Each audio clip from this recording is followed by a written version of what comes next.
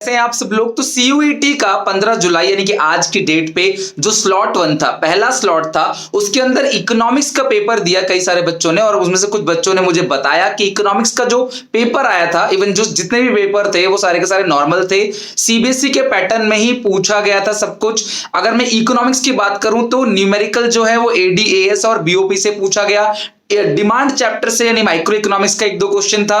बाकी related topics कुछ भी नहीं था, डाटा रिलेटेड क्वेश्चन कुछ भी नहीं था, सिंपल सिंपल क्वेश्चन पूछे गए थे। पेपर वाज इजी और बच्चों ने इकोनॉमिक्स का पेपर अच्छे से कर लिया वहां पे।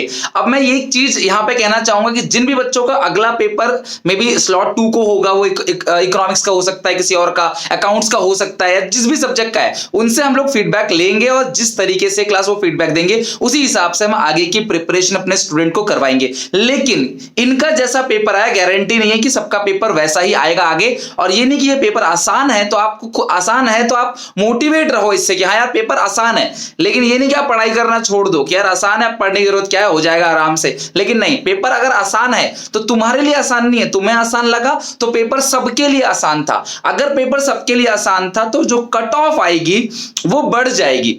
अगर कट ऑफ बढ़ जाएगी तो क्लास में तुम्हारे लिए आसान था, उसके लिए तुम्हारे 90 आ रहे हैं मान लो परसेंटेज, ठीक है, उसके भी 91 आ रहे हैं, 90 आ रहे हैं, तो इस सिचुएशन में आपके दूसरे स्टूडेंट का एडमिशन हो जाएगा, मे बी आपका ना हो। तो आसान है तो सबके लिए आसान है, तो इतना खुश होने की इसमें जरूरत नहीं है। हाँ ये है कि पेपर हमारी रेंज के अंदर है, कुछ भी अनएक्सपेक्टेड नहीं आ रहा, तो अगर मैं अपने रेंज के अंदर अच्छे से परफेक्ट तरीके से तैयार होके जाऊंगा तो मैं पेपर में अच्छा करके आ जाऊंगा। तैयारी करते रहो क्लास, बहुत ज्यादा मैं पहले ही कह रहा था, बहुत डिलेड टॉपिक्स के पीछे मत भागो। इको और बीएसटी का जैसे ही मुझे पता चलेगा, कई सारे बच्चों ने मुझे मैसेज किया, मैं तो एनालाइज ही कर रहा था, मैंने कहा कि बहुत सारे बच्चों से डाटा लेंगे फिर शाम को वीडियो बनाऊंगा। तो शाम को एक और वीडियो आएगी जिसके अंदर जो शाम वाला पेपर है बच्चों का 6:30 7 बजे तक जो आएंगे तब वो बताएंगे, तब उस क्वेश्चन को एनालिसिस करके उन क्वेश्चन के लिए क्लास में वीडियो भी बनाऊंगा, सिखा भी दूंगा आपको। तो पेपर बिल्कुल नॉर्मल आ रहा है, अच्छे से हो जाएगा, अपनी तैयारी करते रहो। जिनका शाम का स्लॉट में पेपर है उनके लिए ऑल द बेस्ट, पेपर अच्छे से करके आना। और असर्शन रीजन के भी क्वेश्चन नहीं थे, केस बेस्ड क्वेश्चन भी नहीं थे, सिंपल सिंपल आराम से क्वेश्चन पूछे जा रहे थे आपके सिलेबस के